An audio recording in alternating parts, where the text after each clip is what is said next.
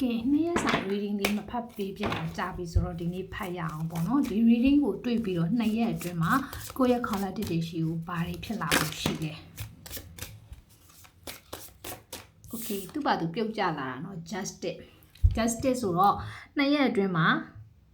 ကိုကမတရားခံနေရတဲ့ကိစ္စတွေရှိရင်တရားမျှတမှုရလာလိမ့်မယ်ဆိုတာမျိုးကိုတွေ့ရတာလောလောဆယ်မှာအလုပ်ငန်းခွင်အတွင်းမှာပဲဖြစ်ဖြစ် relationship တွေအတွင်းမှာပဲဖြစ်ဖြစ်လူမှုရေးတွေမှာပဲဖြစ်ဖြစ်ကိုယ့်ဘက်ကမှန်ကန်နေရဲ့နဲ့ကြောင်ထိုးခံထားရတာမျိုးအနိုင်ကျင့်ခံရတာမျိုးဆွဆွဲခံရတာမျိုးဒီလိုကိစ္စတွေရှိတယ်ဆိုရင်2ရက်အတွင်းမှာတရားမျှတမှုပြန်ရလိမ့်မယ်အခုတော့နည်းနည်းလေးသိခံထားပါအောင်ဆိုတော့ message ကိုရတယ်ပေါ့နော် justice ရဲ့ energyဆိုတော့တရားမျှတမှုရကြပါစေပေါ့နော်ခုလောဆယ်ကိုကိုရိုင်းလဲဆိုတာတိုင်ကိုရိုမိသားစုထဲမှာလဲ unfair ဖြစ်တဲ့ကိစ္စလေးတွေကြုံထားရတယ်ရှိတယ်ဆိုတော့ကိုရိုလိုမျိုးကြုံနေရတဲ့သူတွေရှိရင်လည်းရှိလိမ့်မယ်ပေါ့နော် relationship တွေမှာ unfair ဖြစ်နေတာမျိုးပဲဖြစ်ဖြစ်လူမှုရေးတွေမှာ unfair ဖြစ်နေတာပဲဖြစ်ဖြစ်ကိုယ့်ဘက်ကသာမှန်ကန်ပါစေအနိုင်ရပါလိမ့်မယ်ပေါ့နော်Oh Queen of Pentacles ဒါကတော့ငွေကြေးနဲ့ပတ်သက်ပြီးတော့လုပ်ငန်းကိစ္စတွေနဲ့ပတ်သက်ပြီးတော့စီးပွားလက်လာပါနဲ့ပတ်သက်ပြီးတော့ခြုံငုံပြီးပြောရရင် material wall ဆိုတဲ့ရုပ်ပိုင်းဆိုင်ရာပစ္စည်းဝတ္ထုတွေနဲ့ပတ်သက်ရင်သတင်းကောင်းဖြစ်ပါတယ်အခုကနေစပြီး2ရက်အတွင်းမှာငွေအလုံးလိုက်ဝင်တာမျိုးတွေရှိတတ်တယ်ပုံမှန်ကိုရနေကြငွေကြေးနဲ့မဆိုင်တော့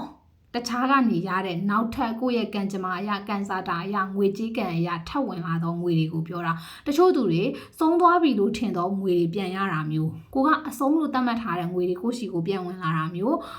ဘယ်လိုပြောရမလဲမမျော်လင့်ထားတဲ့ငွေရှိမှလဲ justice ရှိနေတယ်ဆိုတော့အမွေလိုမျိုးတွေဖြစ်တတ်တယ်အမှုအခင်းရင်ဆိုင်ပြီးမှရတော့ငွေကြေးတွေလိုမျိုးလဲဖြစ်တတ်တယ်ပေါ့နော်ဘလို့ပဲပြောတချို့သူတွေကတော့ law and order ဆိုတဲ့တရားဥပဒေနဲ့ပတ်သက်နေတော့ရှေ့နေရှေ့ရက်နဲ့ပတ်သက်နေတော့အမှုအခင်းရင်ဆိုင်နေရတော့ကိစ္စရက်တွေလက်တလုံးမှာကြုံထားရရင်2ရက်အတွင်းမှာသတင်းကောင်းတွေကြားရလိမ့်မယ်တခုတော့ရှိတယ်ကိုတိုင်းကမှန်ကန်နေဖို့လိုပါတယ်ပေါ့နော်Queen of Pentacles